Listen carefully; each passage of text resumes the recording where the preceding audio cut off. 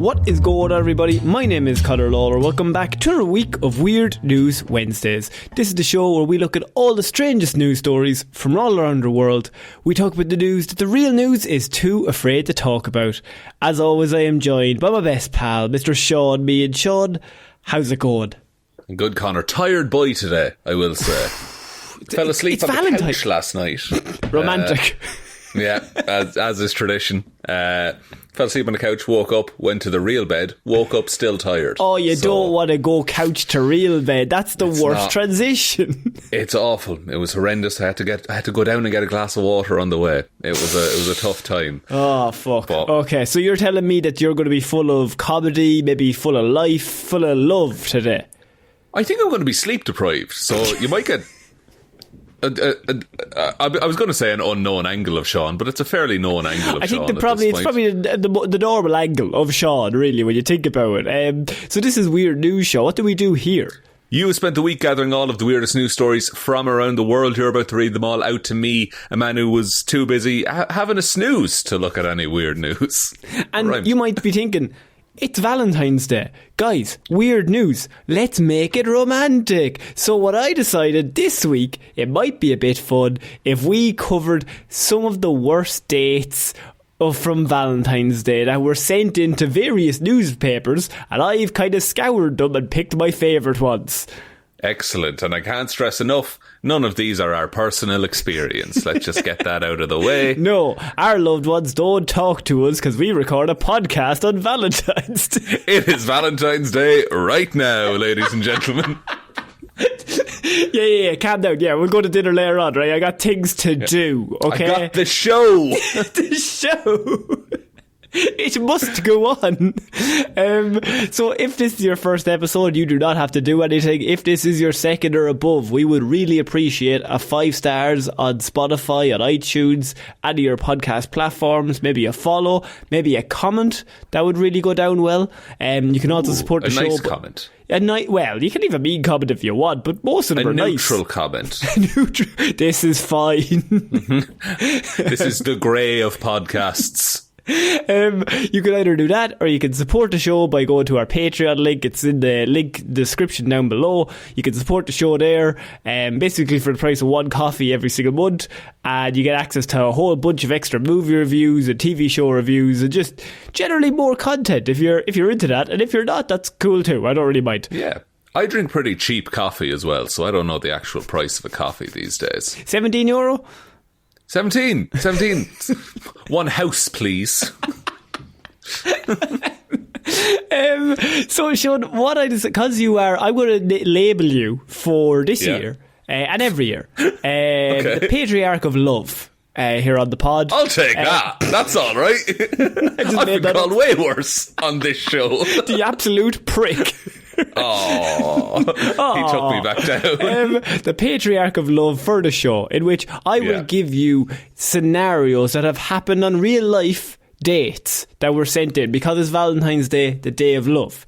And I would like you to tell me if their situation can be salvaged or to cut all ties and move on with your life. Okay, perfect. Are these like first dates or is this like going out for years kind of Some of them are first dates, some of them are going out for years. Now, by the by, this is just my own personal opinion. Before we get into any of this stuff, I don't go on a first date on Valentine's Day. I think that's a ridiculous concept. It's not good. I did do it once. It's not a good move. I was like 16. It doesn't matter. Okay, but like, you set the stakes too high. Like, that's the thing. You go too big on Valentine's Day. Yeah, a first date should be no pressure whatsoever. You go on the 13th or the 15th. You do not go on the 14th. Yes, you do it on the 15th and then you're like, because we're too cool for the 14th. That's kind of the vibe you got to give off, yes. Yeah. So, Shaun, we're going to start off with some stories. You just let me know, can the situation be salvaged? Easy. Or cut ties, run away, change your name, move to Mexico, that kind of vibe. Yeah, I want. And look, we love love. I'm going to try and fix these if they go bad. So this is said that some of them are anonymous, some of them have names attached. I had been dating this girl for 3 months. It was Valentine's, and she insisted on a specific restaurant at a specific time. I made the reservation and we went. Well, her ex was there with a new lady, and I didn't notice, but her ex and I look very similar. This lady basically wanted her to make her ex jealous and made me book the exact time and date that he would be in the restaurant so that she could show me off in front of him. Shaun, how do we feel this should go? Interesting. See, it's layered because on the one hand, she thinks you're worth showing off. On the other hand, she's absolutely using you to get back at her ex, which is fucked. So, it's a real... It swings and roundabouts. Only you would be like, well, actually, you know what? I am good enough to parade. I am good enough to show off. I'll tell you that now. Okay, no, I think... look, on principle, you want to... On principle, don't be in a relationship with that person. Clearly not over her ex. Clearly into the ex. That's fine. In practice... You are now at a restaurant with the opportunity to do some of the most hilarious shit in the world. Such as? Make an absolute show of her in front of her ex. Yeah.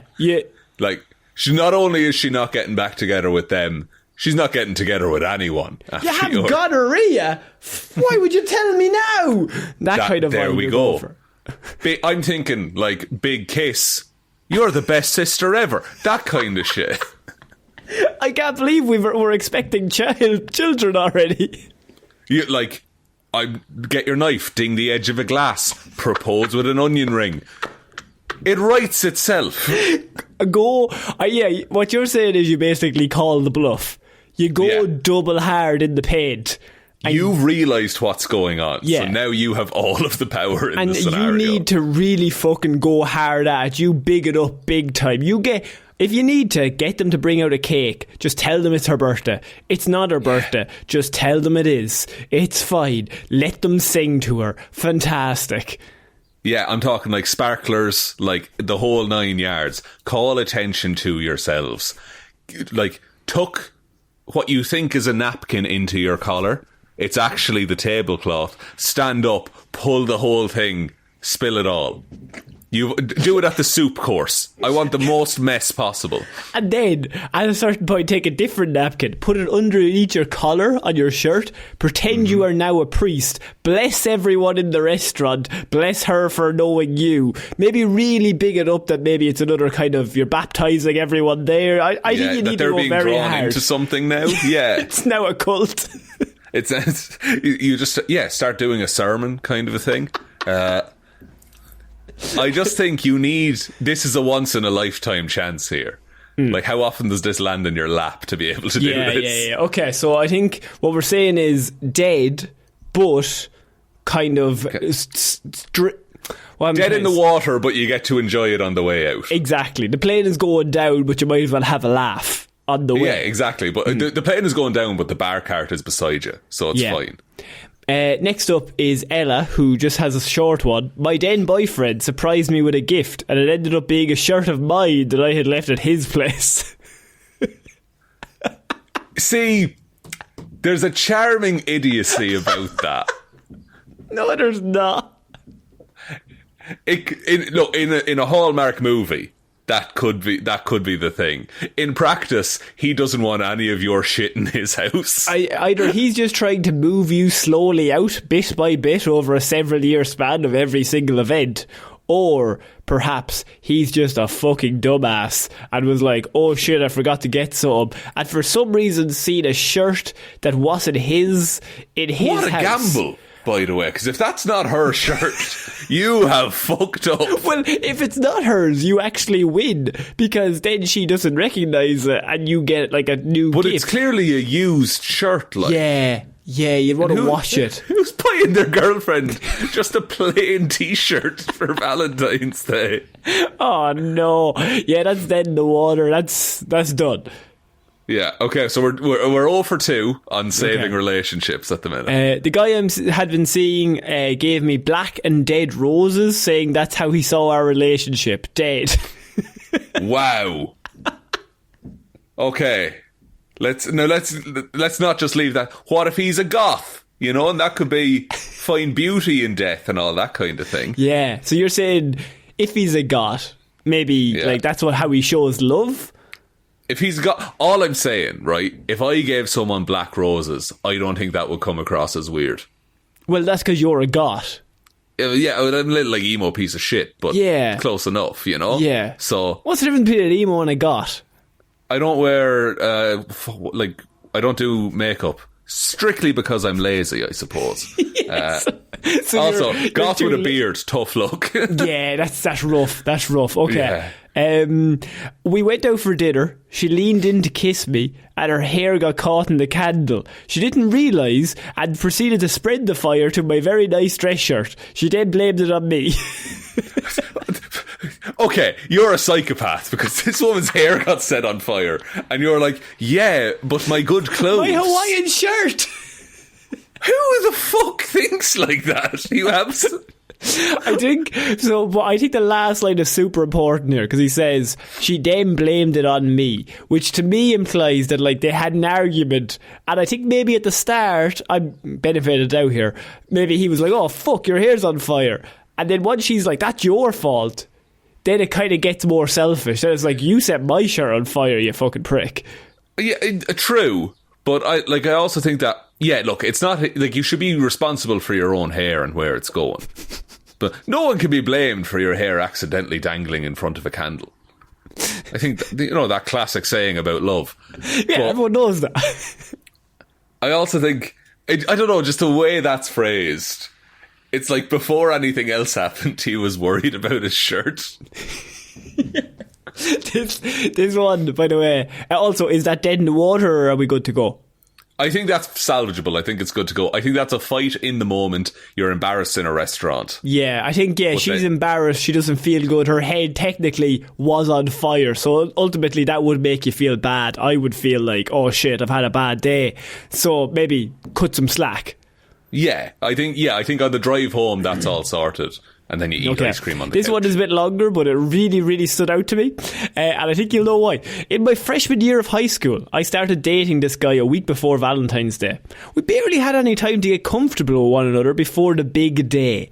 But all he cared about was showing off the fact that he had a girlfriend. So, on the big day, I'm sitting in the cafeteria with my friends when I see him walk up on stage with a microphone.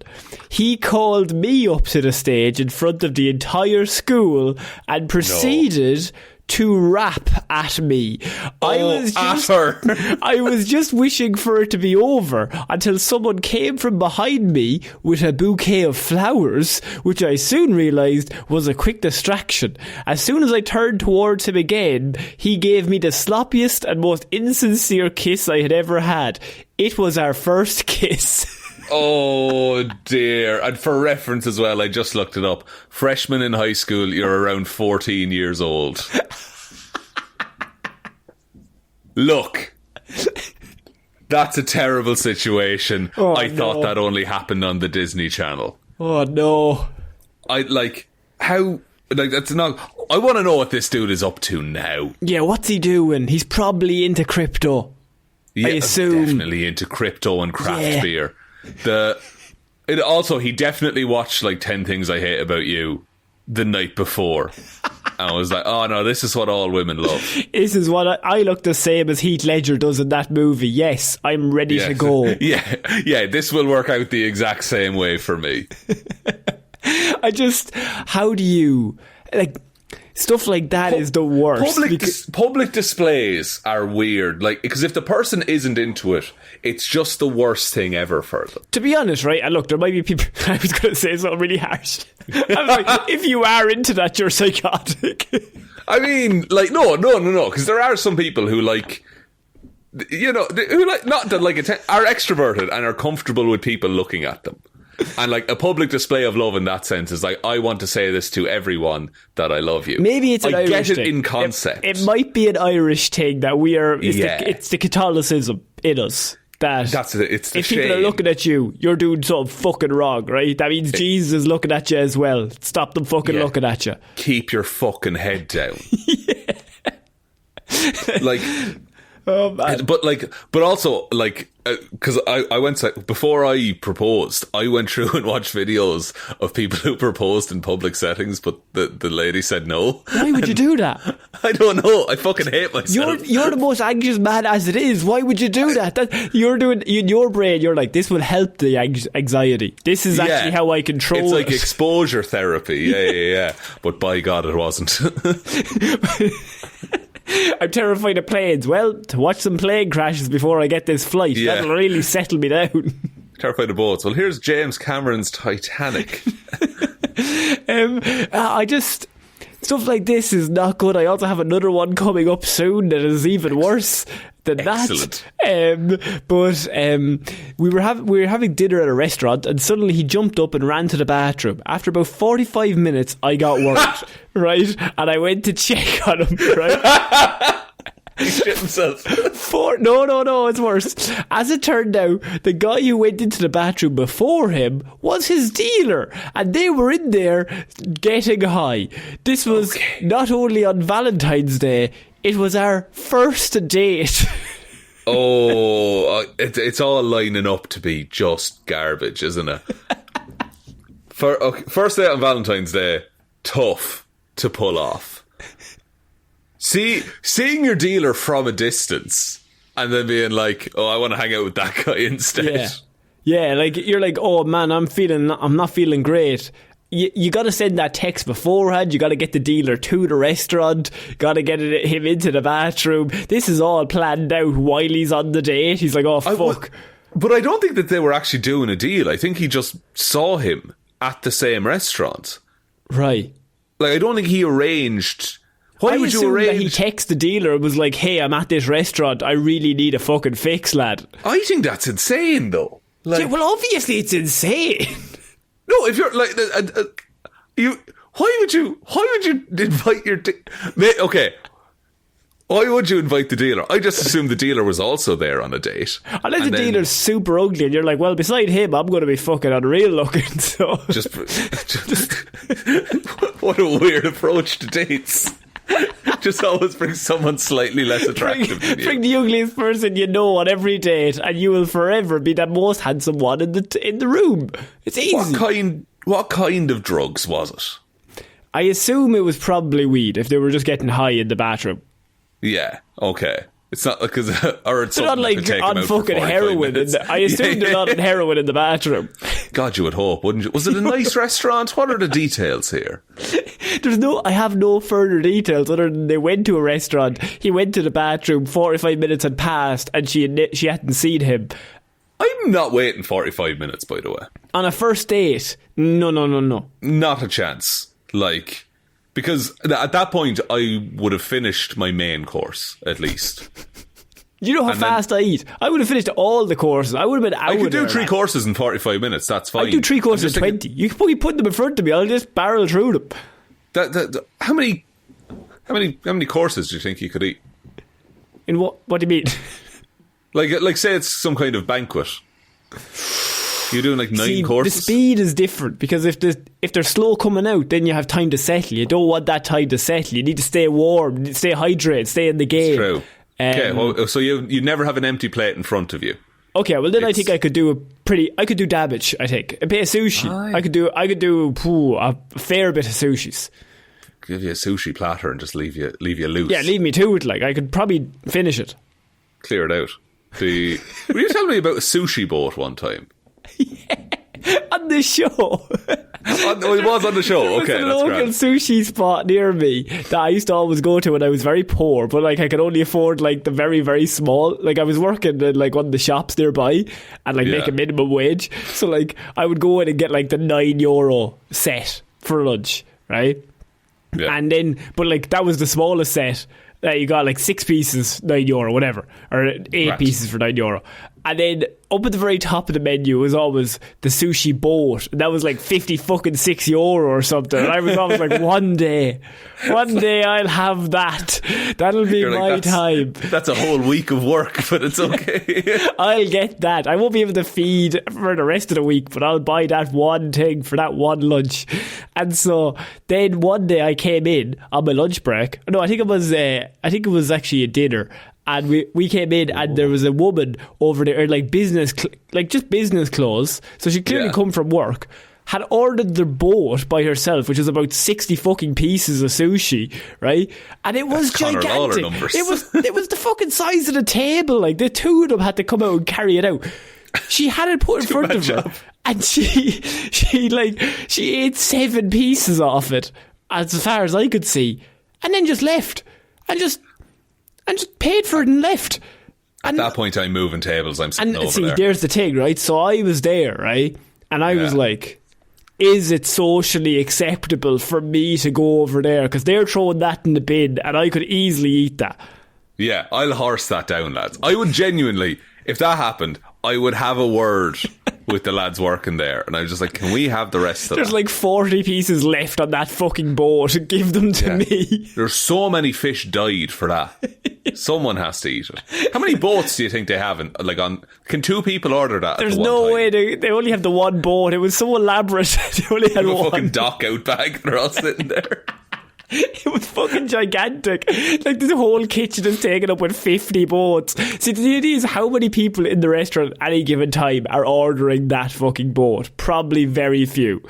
Yeah. I would have 2 just in case.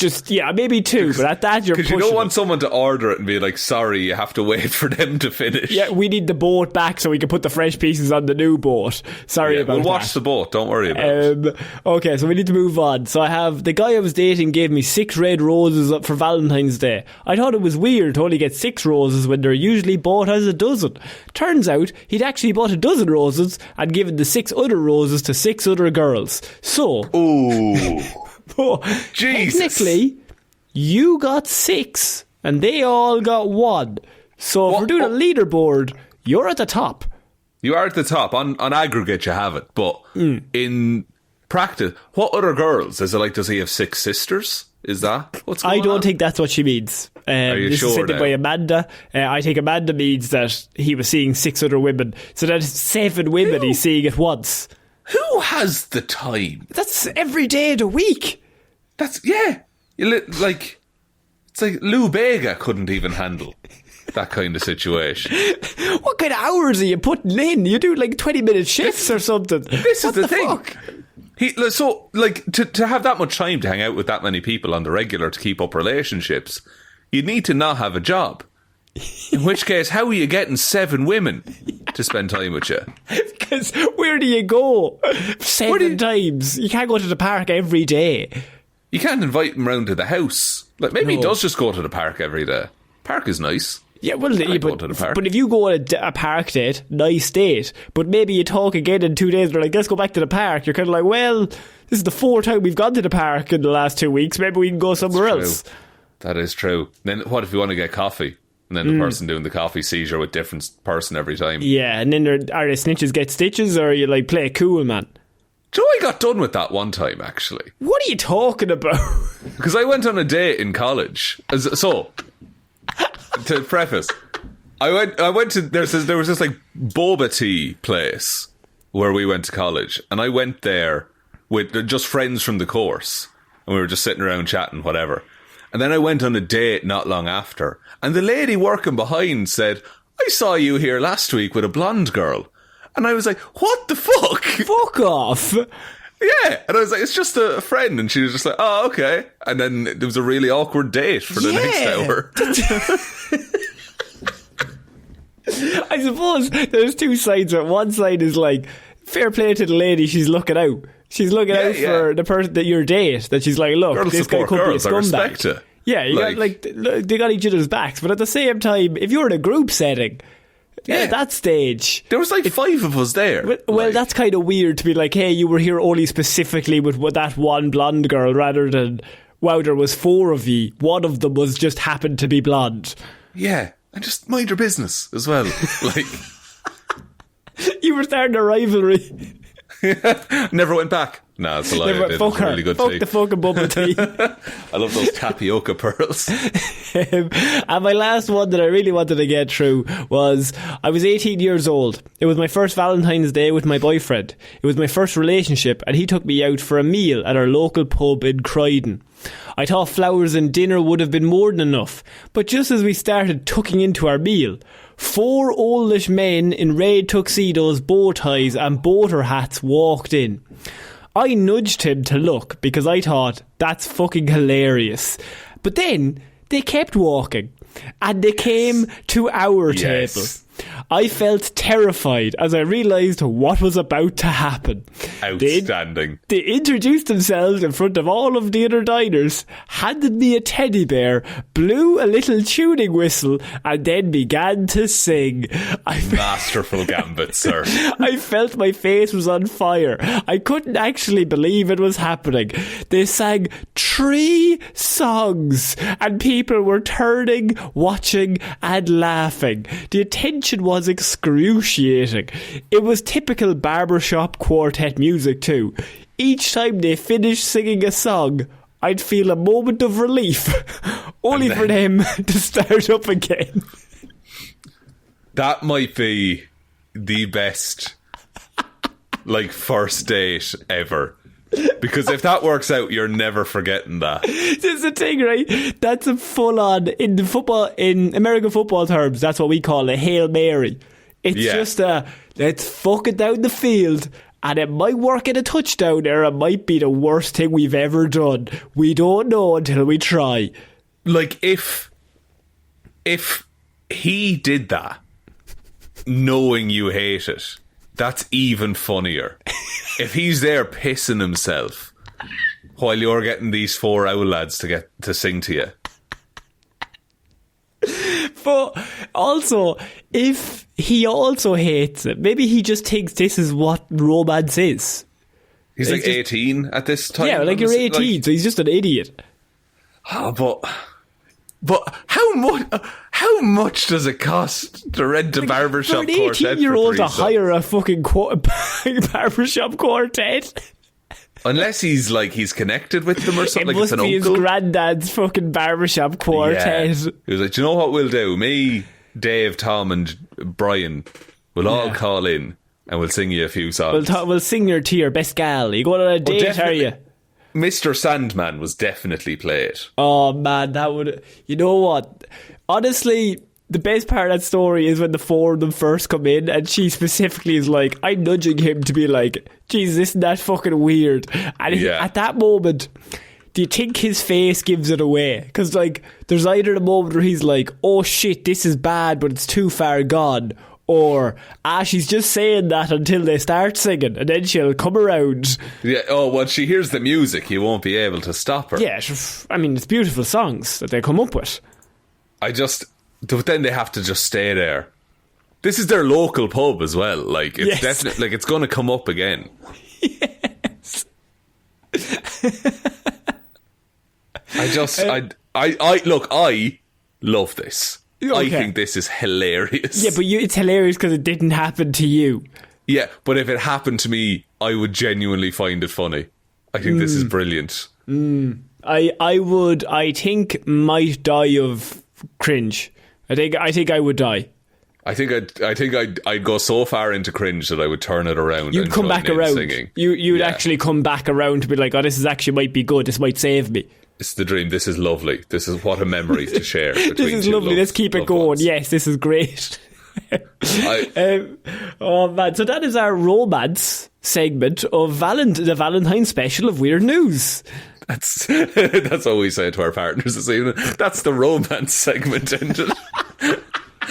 Now back to Netflix. I'm sorry that segment went so quickly, but we're back to Netflix.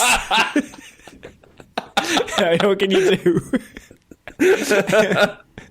We'll edit it, it'll be fine. We'll edit the fucking thing. We'll add some things from last year's one and fucking throw back the other. So we're going to move on. We're going to touch on just a classic weird news story before I get to... I have a Shaun Solves, so I want to get to that, but I don't want to go fully Valentine special straight into Shaun Solves, because this is weird news. So we need to cover a really weird news story that just randomly pops up around the world. Oh, so no love involved at all. No love involved in this at all. But I have man accused of peddling business cards with free samples of cocaine. No. Those are not the cheapest business cards. A man is facing half a dozen charges after an apparent bid to boost his drug dealing business by handing out free samples of cocaine at a local casino. This is in Calgary. Police officers patrolling a downtown casino a few weeks ago became aware of a card that had been handed out to casino goers. The cards included the name Alex Lee and had a small baggie of suspected cocaine attached to the cards so that they would know where to go when they wanted a little bit more. I mean, if drugs weren't illegal, that's fucking genius. Because you get them hooked and then immediately they know how to contact you. It's like one of the makeup things. It's like, take this free sample of this skincare thing, but he's like, just take this little tab of cocaine and just try it. And look, if you don't like it, you don't have to do any more, knowing full well that about 85% of these people are going to be coming back. Yeah. It's very Moorish cocaine. It's like chocolate. He had okay, so it must have been his name and a number. He didn't put an address on these cards, surely. So investigators tracked down the suspect via his Alex Lee alias throughout January, gathering evidence and eventually identifying his vehicle. On Saturday, so they had to do real detective work to figure out who he was. So on Saturday, they pulled over the 2020 Toyota Tundra and they arrested him. They also went to his home and they seized almost 60 grams of cocaine portioned into individual packages, which was about $1,200 in cash as worth of cocaine, and a lot of the Alex Lee business cards. So the thing is, he was basically getting a big bag of cocaine, putting it in little baggies, putting it on his business cards and handing it out at a casino for a whole night. I mean, it's not if everyone is cool and doesn't say anything. If there's no narcs, is what you're saying. If there's no narcs, it's a fucking genius business opportunity. Yeah, but the problem is you don't know which one of those casino people are maybe, I don't know, a police officer who just is in the casino on his day off. Or some fucking snitch. You're like fully up for him, like, well, no, he should be allowed to run his business. It's just such a genius business opportunity. That I genuinely, I'm proud of the man. You're thinking he should go into Dragon's Den with this, is what you're saying. The only way it could be better is if the cards themselves, like you scratch them like a scratch card and cocaine came out. That's the only way this could be any cooler. You know what? That's a better way of doing it. Yeah. Really. It's like, here's a small little bump and it's all you need. A small little bump. And then you can contact me for more. You scratch it off and that reveals the number. Oh, so my you have God, to do the code before you can contact them. You scratch it, right? And the cocaine comes off, so it's like a scratch card. And then underneath it, it's like a riddle. So it says, you scratch my back, I'll scratch yours. It's written underneath that. And they're like, what does he mean? Well, if we scratch it, he'll give us more. You know what I mean? We keep scratching. Scratch the back, there's the contact info. And then you get 3 stars, you win a free one. It's great. Free one? You win a free cocaine. You win one free cocaine, ladies and gentlemen. Don't ask me how much it is. It's just one free cocaine. It's the quantity unknown. It's like a ton. It's like, now you're actually a truckload just comes up like fucking Narcos. He's trying to move product. You won one cocaine truck. I meant one cocaine truck. I just wanted to touch on that because I was like, a genius businessman or a big idiot? I think both. I think he's a genius businessman in the wrong field. If he wasn't such a good drug dealer, he could take over the world. He's the goddamn best drug dealer I've ever seen. If he wasn't so goddamn talented, we could have got him into something else. Maybe some sort of, I don't know, marketing or entrepreneurship of some sort. He could definitely sell shit on Instagram to people. Oh, he could start a fucking pyramid scheme any day of the week, but he's wasting his time doing this. If we need a new merch guy, I think we know who to contact. A little bit of cocaine with all the merch. That's the heroes for he hire only has promise. one idea. Like, it's What if we put coke in it? It'll keep him coming back. It's like, yeah, Greg, I suppose you're right. Selling like, children's kids or kids' clothes, man. What the fuck is wrong with you? The kids won't. Kids need a bit of a bump as well every now and then. Yeah. You know what I mean? They have a few Debbie Downer days. Tired. They have to get to school. They have things to learn. Shaun, we're going to move on to our next piece of news. And why I touched on that is because obviously, small story, but we're moving into Shaun Solves, which everyone's favourite segment of Shaun Solves a problem that is sent in to a different newspaper, and Shaun somehow comes up with an even better solution. It's amazing. On the spot, no preparation, and I'm always successful. Yeah, you have been successful every single time in that we've never done a follow-up on any of the people that you've given advice to, so nobody can prove that wrong. We never will. We never will. So it's kind of Schrodinger's cat of successfulness, really, because we don't know. But we nice drop in of Schrodinger's cat. Fair play. I just throw in a little reference. It was on my calendar, my word of the day. So my friend's public habit is disgusting. It's so embarrassing, but she feels no remorse. So this is a story that was sent in to one of the agony ads. Mm-hmm. And it really caught my eye because sometimes it's tough to tell your friends that they're doing wrong, especially in public spaces. One of them keeps doing cocaine. He finds on business cards non-stop. Keep coming up with cocaine ideas. Like, stop cocaine, Joe. We have other hobbies. You could just be Joe. You could just be Joey. Gas has to come out one way or another. But a woman has admitted that she finds her friend's bad habit disgusting and has even heard people making comments to her in public about it.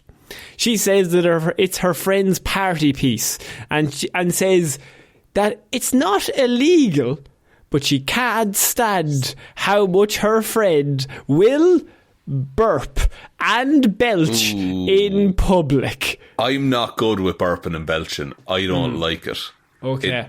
It really unsettles me when I hear it. She claimed she has no remorse and simply doesn't care what people think, and is in fact quite impressed with how she releases gas to the point where she calls it satisfying. That's the word that she uses. That's satisfying. Okay. So Helena has been friends with Rowena, oh my god, they sound like posh pricks, for several years, and has noticed she's quite a gassy person and will burp every time she eats or drinks. But there's a way to burp quietly every time, by the way. No one has to burp loud. But in a way she's never heard before, and described them as low and long. I'm thinking cartoonish burps. Like Homer Simpson kind of shit. That kind of vibe, yeah. Even going so far as to compare them to a noise that would come from a warthog. Very specific animal to choose, Helena. Yes, fair of course. Play. That was on the table at Christmas, Conor. The old warthog burp, as we all know and breed. But as Rowena has no remorse over her burping, Helena thinks this makes it even worse and calls her lack of shame and embarrassment weird. She said her friend would just laugh, but has noticed the disgusting looks people around them give her and revealed that she's had to apologise on behalf of her at certain stages. That's insane. That other people are like, this is a problem. Like, well, she says that she fully revels in the shock factor, leans into it, this person. Puts on a show. Another time a man in the street called her disgusting after she belched really loudly. Rowena tracked him down and then lectured him about how it's all gendered and that men are more likely to be lauded for belching than women. So Shaun, what do you think about that, huh? I think no. Genuinely, man or woman, whoever I think it's a really rude and disrespectful thing to do, especially in public, and especially if people have asked you to stop. I think it's fine up until the point where someone says stop.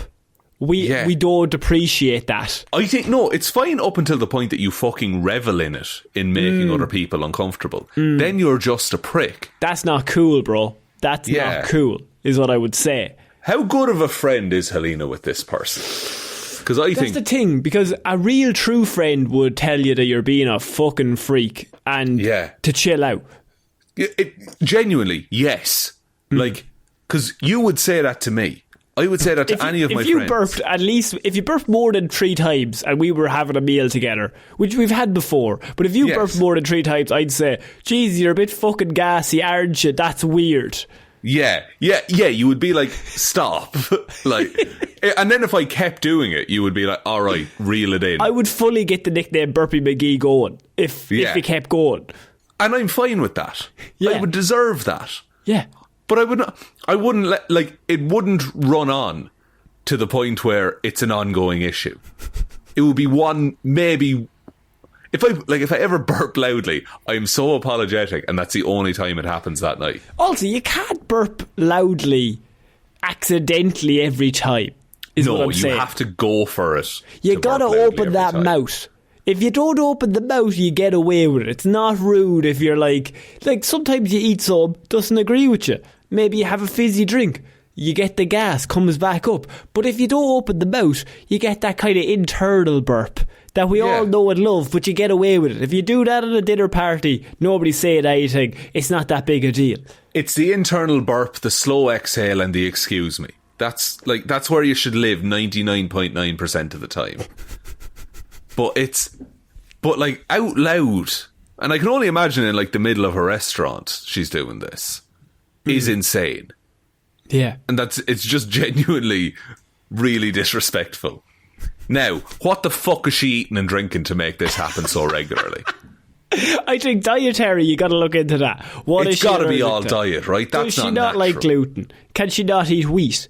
I don't know. But if these things are making her burp, maybe she should stop. For dietary reasons. They might be even causing some bloatedness, gas, all that stuff. You know what I mean? It's very important to have a look at what you're eating and what your body doesn't agree with.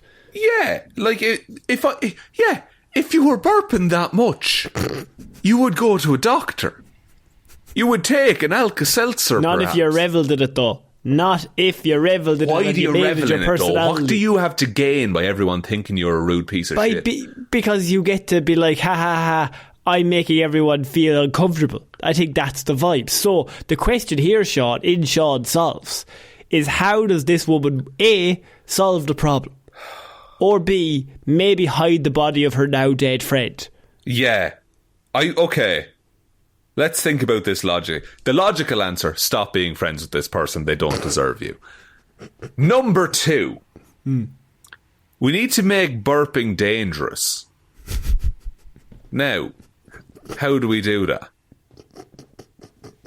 We go hang out in like the open lit candle factory and then we just incinerate her.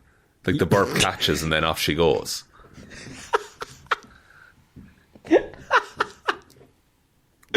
No, you get a gun, right?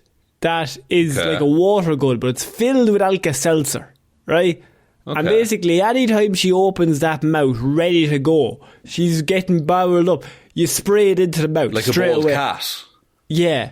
Yeah. Okay, but I think that long term, yes, but I think it doesn't stop that burp in the moment. No. And I think we touched on it. What she likes is the anger that it causes people. True. And it's rare that this is the solution. We need to kidnap her and put her in solitary for a while. It's rare. It's very rare that I suggest this. But I think we need to kidnap this woman. I think it's the only option. What we do, right? Every time she burps, you shit yourself. No, go on. Sorry. That's another option. That's option B. But there is another. Have you heard of the perfectly soundproof room? Oh yeah, the room that you can like hear your own fucking bones and the heart move and shit. Yeah, it drives you mad. Yeah, I think we lock her in that, and like I think she gets 3 burps in before she's like, "This is awful. I want out," and then never does it again. So weirdly, it does resort back to traumatizing someone. I think a lot of your solutions, I'm going to say, in Shaun Solves are very trauma based. They're very. We need to change this behaviour through a traumatic event. I prefer to think of it as learning, Connor. Oh, it's learning moments, such as, kidnappings and just like sending her insane. We don't have to kidnap her for the soundproof room. Okay. I think we just push her in and lock the door for a bit. We trick her. I don't want to kidnap her. I just want to bring her somewhere she doesn't want to go. That's all I'm saying. Okay? Yeah. And look, like, to do this, like, you're going to have to hop on a flight with this burpy woman. You're going to have to take her around, make a weekend out of it. Like, it's like she's going to be burping the whole way. Then she gets into that soundproof room. First thing she's going to do is try a burp. And then she'll hear it from the inside. And then it'll just be that for, let's give her 20 minutes in there. I just think that there's got to be a behavioural thing that you can do. So, like I said, shitting yourself, but maybe even less, right? Every time she burps, you do one of your... Just spit. Just spit in the middle of the restaurant. Not on her, just on the ground. Right? See, but then you're just causing more of a problem. Then you have to explain to all of the other guests why you're also being a filthy prick. Oh, yeah. That's true. But that's true. It comes back to trauma again. But, like, you could rig up a shock collar that every time she burps, it just buzzes her. Because I like how we look at every other solution. Because the obvious solution is just stop being her friend. Right? Yeah. And sit her down and say to her, I'm going to stop being your friend if you don't stop burping like this. Yeah, I think really the logical option is say, hey man, I don't like when you do that burping shit. It's also kind of weird that you kind of revel in it. It doesn't really make me like you that much. And actually I would really appreciate it if you stop doing that. That is obviously the logical option. But probably not going to work. The burpy bitch is probably going to keep burping, right? Burpy McGee, she's at it, right? So what you need to do... opposite side. I think we always go to the most extreme because then there's lots of grey area in the middle that you can make up your own points. Yeah, there's loads of room to wiggle. So like shock collars, I'm thinking every time. See, I was along the lines again of every time she burps, you gotta do something that I respect that. She recognises that every time I do this happens. This is a knock-on effect. Maybe every time she burps, you send her a message saying your children have been kidnapped. Oh wait, no, false alarm. I would leave out the false alarm, but that first bit, I think we could work with that. But it's all a false alarm. But you just tell her that. And then for some reason her brain connects. Every time I burp, my children are in danger. What if she doesn't have children? What if she doesn't like her children? You need to find out who she cares about. Yeah. Who does she love? They've been kidnapped. Start cutting off fingers. Then it's time sensitive. You only got 10, Roisin. Because if it's just threats, it's like, oh, okay, they'll never follow through on that. You send her a finger. I think, right, that we would be the worst kidnappers ever because, like, we would get more extreme because we would be like, well, no, that's not enough. Like, if we're meant to They're be not going to villains, believe us if we... What do villains do? Send a lock in her hair or some shit. It's like, No. we get the fucking electric shocker? I don't know. What the fuck do we do? What if we beat her to death with her son's leg? What about that? And the police are like, you're the two biggest scumbags we've ever seen. We're like, we were just trying to impress you. I don't know what you wanted. We wanted you to know where we stood on the whole thing. I'm not anxious, to be honest. I just wanted to make people think that we were good. Look, fair enough. Look, I'll defend us in court. Don't worry about it. Yeah, fully life. That's all solitary, we're getting. In the silent room. I think... That habit really caught me off guard. How do you tell her friend that? The logical option is stop being her friend or traumatic events? I think so, yeah. Like, it has to be, like, do the ultimatum of just, like, either stop burping or stop being my friend. Or then lock her into a silent room and drive her mad with the sounds of her own body. And then it's win-win, you know? It's win-win. Or just send her to a doctor and find out what's going on. Yeah, that's another concerning side of it. That this is just happening to this woman. Yeah.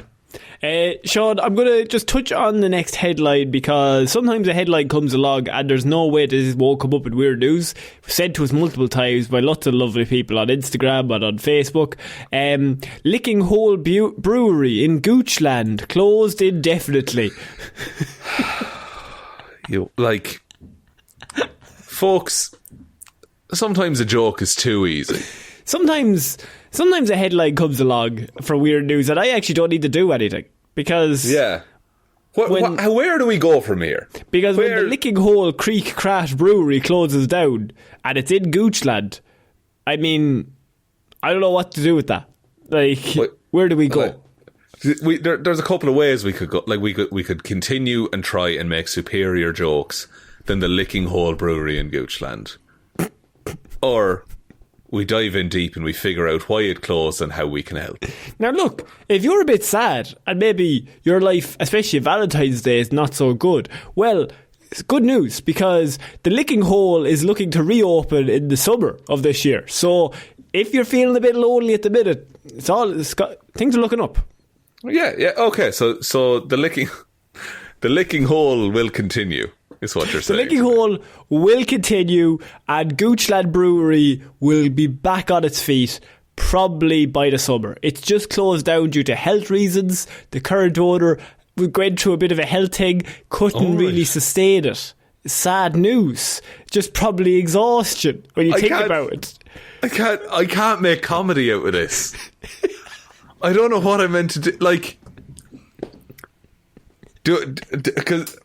Do we go in hard on the, you know? Do we? How hard do we want to go? Oh, as hard as you want, buddy. You want to go too hard into Licking Hole, lad. You'd want some preparation anyway. I want some goggles.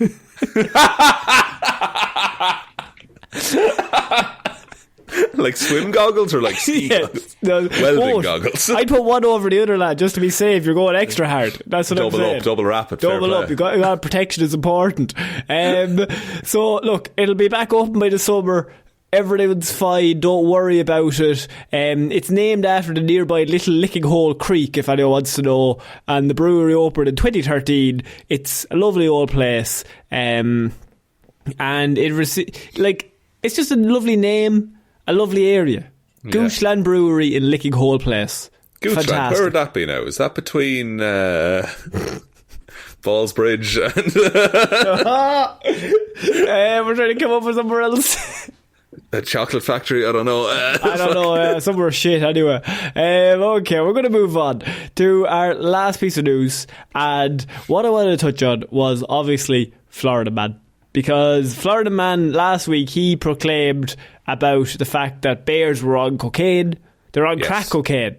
And so we need to be allowed to shoot them. We need to be allowed to shoot crack bears. Yeah. But should I have this week another Florida Man involved with more bears? But I like the bits they put in the quotation marks here, because I have escaped Kodiak's cubs in Okaloosa raises questions about self-proclaimed bear trainer.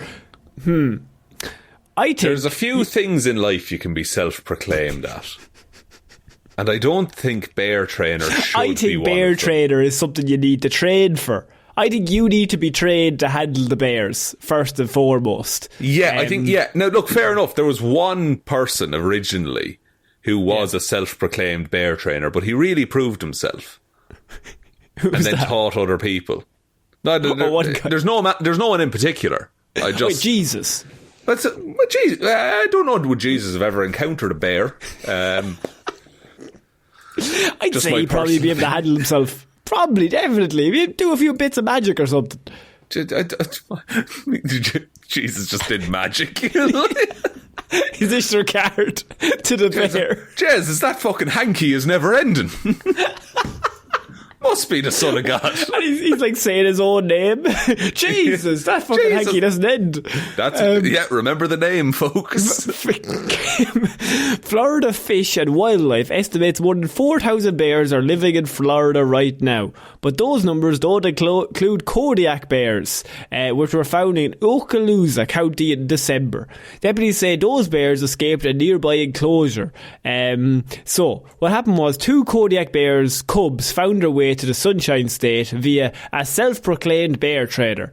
When I rolled up on scene, said one of the deputies, and this guy's literally playing with them in the middle of the street, I'm like, okay, this is definitely an odd call, said the policeman. Deputy Bali was just 3 months into the job when she learned what originally sounded like a routine call for bears, which was far from normal. I've been to many bear calls before. Have you? It's 3 months in the job and you've been at many bear calls. It didn't say it was during the job. Could have just been on personal time. Just in general. There's a lot of bears out here. Okay, Auntie Susan, back to sleep. All of them dealing with black bears. What piqued my interest with this one was when dispatch said the bears were in his truck, because all other cars I've responded to, they're in the trash or up in a tree, but never in a truck like that. As it turns out, the sheriff's office says the cubs are Kodiak bears, which is the largest bear species in the world. Yeah, it's borderline grizzly, I would say. Oh, actually, you have a rhyme for brown bears, black bears and polar bears. Yeah. Where does grizzly fit into the rhyme? I think grizzly, you're dead anyway. A grizzly bear is a brown bear, it's just a really big one. Okay. So, and what's the brown rhyme? Brown lie down, black fight back, polar bear dead anyway. Right, so you're saying grizzly also dead anyway? Yeah. Okay, seen cool. The Revenant? Like... He fucked up Leo that time, to be fair. To be fair. To be fair, Deputy Billy says endless possibilities entered her mind on how the bears found this rural northwest Florida road. I was going through any possible situation and how they got into the area. I just had no idea where they had come from. She stayed in the area until the Florida Fish and Wildlife Group arrived and took over the case. The sheriff's office says the bears escaped in an inadequate enclosure at a nearby home of a self-proclaimed bear trader. Dude's keeping bears at home. At home. He was self-proclaimed. He was trained. Have you ever seen the video of Werner Herzog listening to audio of a man get mauled by grizzly bears? No. There was this dude, he was called, I think it was Grizzly Man or something he called himself, but he was just living with grizzly bears like it was normal. And they were making, as in, like, walking around in the kitchen, like making dinner. No, like living in a cave with them. Fuck off. Go on. And some lads were doing a documentary on him. And the bears one day just fucking killed and ate this dude. And it's all recorded because he still had his lapel mic on, so there's still all the audio of it. And they play it to famed director Werner Herzog. And he's listening to it and he's just like, this is the worst thing that's ever been recorded. You should destroy this. No one should hear this.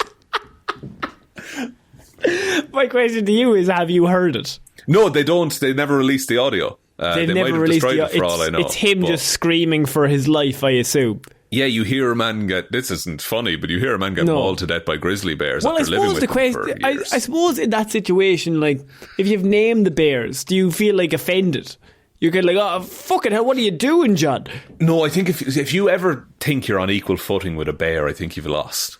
Yeah, I think it's game over. They will always be able to kill you, is the thing. Yeah, if they want to. Yeah, and they might, like, allow you to hang around for a bit. But if it comes to it, they will go through you. So the story here is that there was a local farmer nearby who basically bought these bears illegally and had been housing them up. A local Florida man who had decided that he wanted his own pet bears, his pet Kodiak cub bears, and that they would only... They don't stay cubs forever. Well, no, they'll only get a little bit bigger, just to the biggest bear species in the world, Sean. Just the largest living bear, yeah. It's fine, I'll be able to handle them. I'm Florida man. So he basically had built them their own enclosure, and then they just kind of got out and went for miles, just the two of them. Just wandering around. And it wasn't until this police officer showed up that they were like, oh wait, This is not good. These bears are just in the middle of the road. And how, like, cubs, to be fair. So, easy enough to manage, probably? I assume easier, yeah. So I mean, feel like I could take a bear cub in a fight, but that's the same as saying I could kill a child. Like, a bear cub would maul a child. Come on now. Oh yeah, no, like cub versus child, fine. Cub versus me. I think a cub is taking you as well. 1 year old. Let me look at a 1 year old bear. Kodiak bear. A 1 year old Kodiak bear. 1 year Kodiak bear. Okay, here we go. And then I want like a sports centre rundown on what this is going to be. The stats, the arm reach. Like, they're not... I know, these are tiny little yolks. I'm grabbing one of them and swinging him around. He's fine. But like, I think they're tougher than you think. I think they come back and they just need to get you once. I'm trying to... Do I get like a weight on what a Kodiak bear is? I mean... Like a young one, not a big one. Okay, so a 1 year old bear cub would be about 60 kilos. Like, I'm... So about 10 stone. Yeah, I have him on weight. That's fine. That's a chunky 9 year old. What? Lad, the bear is taking you. 60 kilos. He's only 1 year old. Yeah. It's not, the fight isn't going on for 5 years. It'll be fine. Oh, you're still getting taken out. Like, I'm telling you now. Even if I win, there's no honour in it because it's a cub. And you're definitely going to lose. I'm not going to lose. Just the blind confidence of a man who's definitely going to lose. 135 pounds, 60 kilos. I could take that. You fighting a bear that's already 135 pounds. And it's only a baby. Yeah. He's a baby. He's a fucking idiot.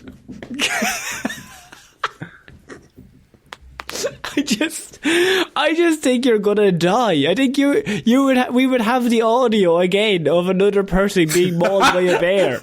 You get Werner Herzog. I would have to get Werner back on the show and be like, "Hey man, I got something else to show you here." He's like, "Oh fuck it." Sean went through with it, did he? Oh no. He went through it again. Yeah. I think that's it for this week's Weird News, Sean. What a week! Do you want me to take us out, Connor? Yeah, sure, why not? Thank you everyone for listening to this episode of Weird News Wednesday. We will be back on Friday with Hero or Zero, and next Wednesday with another episode of Weird News Wednesday.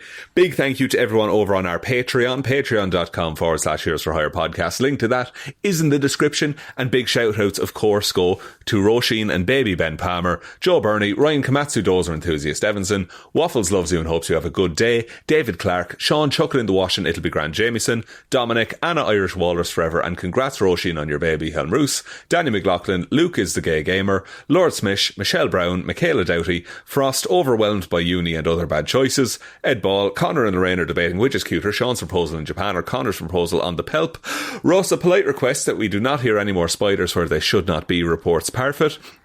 Jackson Bruheim decided to let Sean stay as host. Liz had a few too many on St. Paddy's Day and tipsy subscribed to the Patreon. Ciara Lawler, Judge Lahey, The Amazing World of Keza, Mikey Stronghold, Chair's #1 fan, Kyle Borowski, Rory screamed when he was responded to on Twitter, and Sean subbed to the Patreon after 10 creamy pints. Thank you all for your support. We really appreciate it.